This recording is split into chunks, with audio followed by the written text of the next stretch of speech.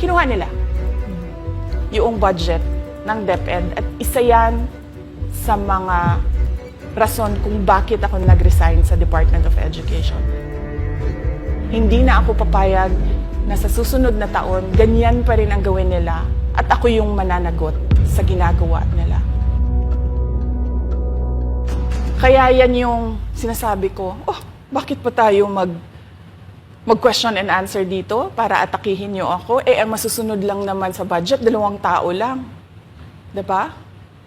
Ang susunod nun na halimbawa ko ay yung budget ng Office of the Vice President.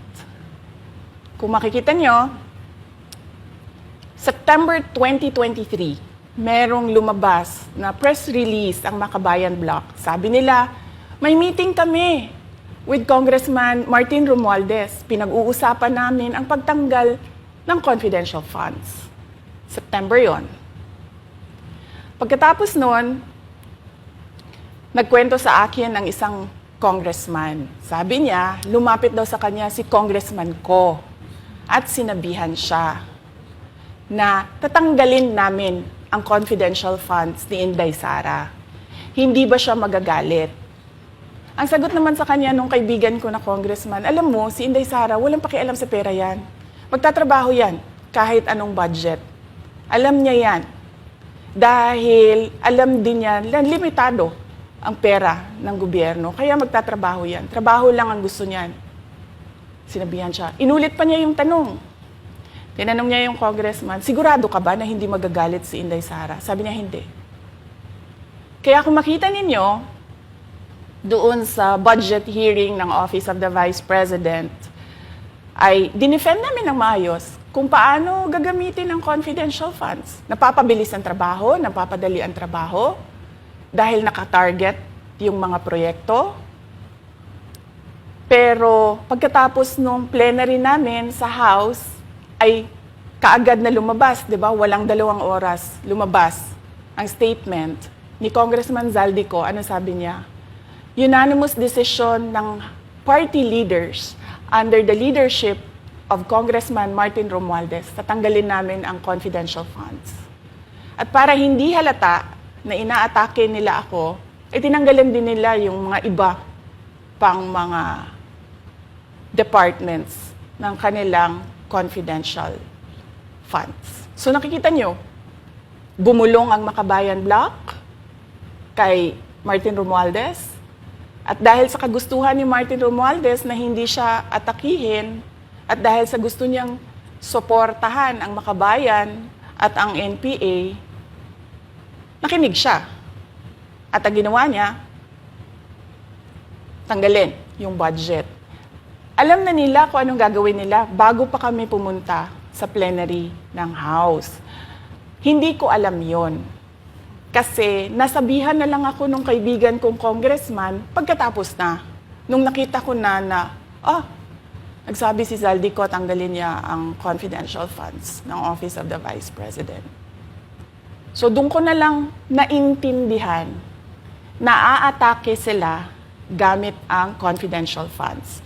Dahil sumunod nun, October, ay merong dated na October na audit memorandum ang Commission on Audit.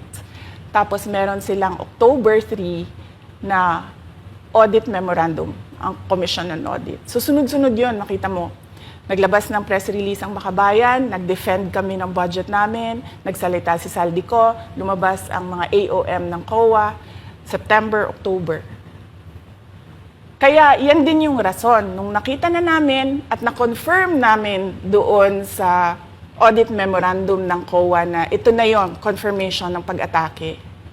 Kasi hindi pa kami confirmed doon sa unang tanggalin namin yung confidential funds sa OVP. Ang confirmation namin, noong nagba-budget hearing sila, at doon sa budget hearing, tinatanong nila, may AOM na ba? May AOM na ba? At nakita namin lumabas na. Yun yung confirmation namin na ito yung pag-atake. Kaya nung fourth quarter ng 2023, hindi na ginamit ng Office of the Vice President at ng Department of Education ang confidential funds. Kasi sabi ko sa kanila, kahit gaanong tamang gamit natin dyan, gagawan nila ng mali yan. Bubutasin nila yan at aatakihin tayo gamit ang confidential funds. At ang patutuo nito, kung makita ninyo, noong House hearing, noong August 27, 90% ng mga tanong, confidential funds. Kahit na 2024 at 2025, wala ng confidential funds ang Office of the Vice President. So yan yung explanation ko, mahabang explanation ko. Bakit pa tayo mag-question and answer? Para atakihin ninyo ako? Tapos, alam naman nating lahat. Congressman Zaldico, Congressman Martin Romualdez lang ang nagdidesisyon sa budget ng bayan. Madam Vice President, it seems na there's this great plan against you talaga to destroy you.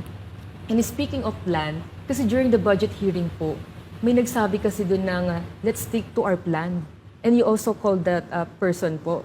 Ano po, can you po share about this po? Ano ba tong plan talaga nila during this budget hearing? Oo. Doon sa budget hearing na nangyari noong August 27, nakita nyo na.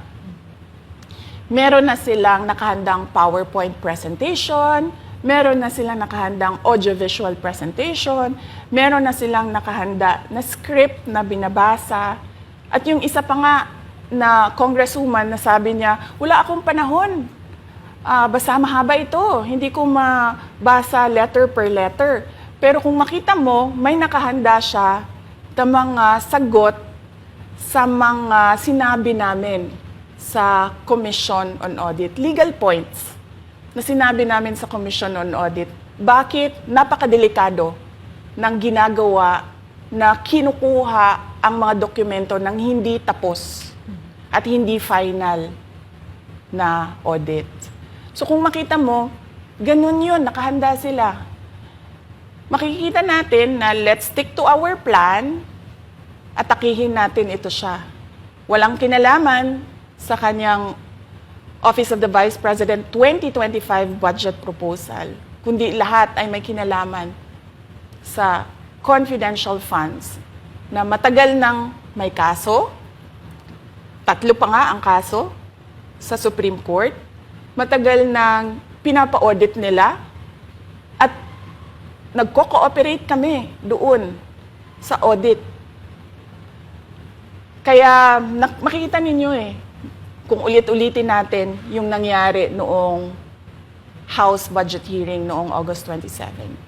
Meron silang plano na gamitin yon para siraan ako. At hindi lang sila tumitigil dyan. Kung makita ninyo, ngayon naman nasa DepEd budget sila ng pagsira ng pangalan ko. Kahit wala akong kinalaman doon sa mga observations ng Commission on Audit, sinasabi nila na kasalanan ni Inday Sara yan. At going back po dito sa budget hearing, Madam Vice President, kasi mukhang hindi talaga nagustuhan ng mga kongresista ang inyo pong naging sagot at naglabas nga po sila ng kanilang statement about pa din dito sa confidential fund. And itong si Franz Castro, nagsabi siya dito nga daw ay posibleng ito ay isang impeachable offense. Ano pong reaction niyo dito? Hindi na bago ang usapin ng pag-impeach sa akin.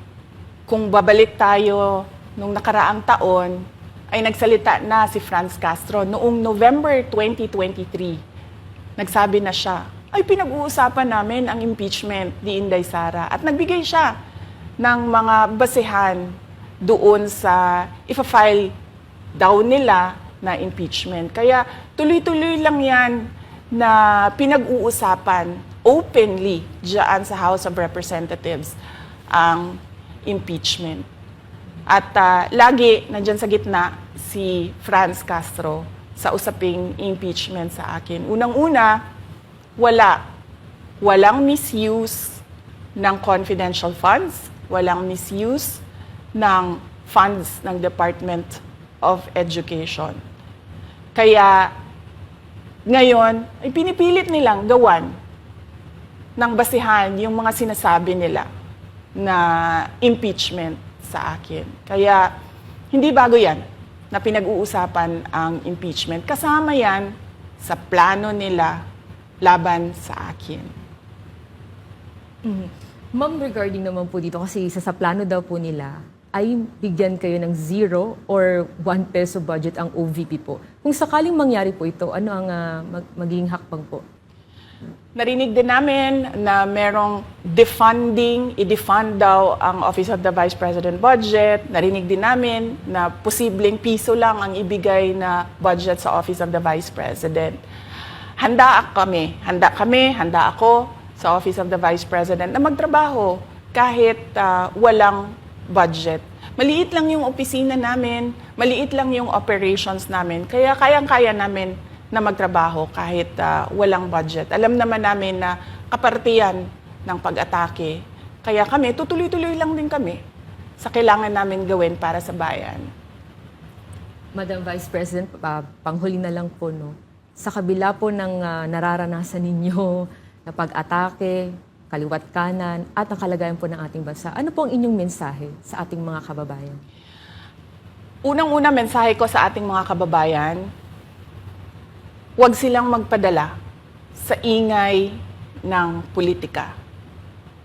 Kung makikita natin sa kasaysayan, lagi talagang inaatake ang Vice President dahil siya yung tinitingnan ng mga tao na baka magiging sunod na presidente. So lahat ng mga gustong tumakbong presidente ay uunahin nila atakihin talaga ang Vice President. Kaya huwag sila magpadala sa ingay ng paninira at politika. Pangalawa, isa-isahin nila ang bawat papel sa budget ng 2023 at 2024 at 2025. At pangatlo, kailangan magkaisa tayo na tumulong sa mga nangangailangan. Dumadami ang naghihirap na mga pamilya. Dumadami ang nakakaranas ng gutom. Kaya kailangan tayo, kaya kami tutuloy din ang trabaho namin kahit walang budget. Dahil alam namin na yan yung pinaka-importante sa ngayon. Na matulungan yung mga kababayan natin na naghihirap at walang makain. Yan yung totoong problema ng bayan natin. Once again, ma'am, maraming salamat po sa pagkakataong pinagkaloob niyo po sa amin at nabigyang linaw po ang mga isyong ngayon ay headlines po sa iba't ibang media. Maraming salamat po ni Madam Vice President. Thank you very much. Shukran.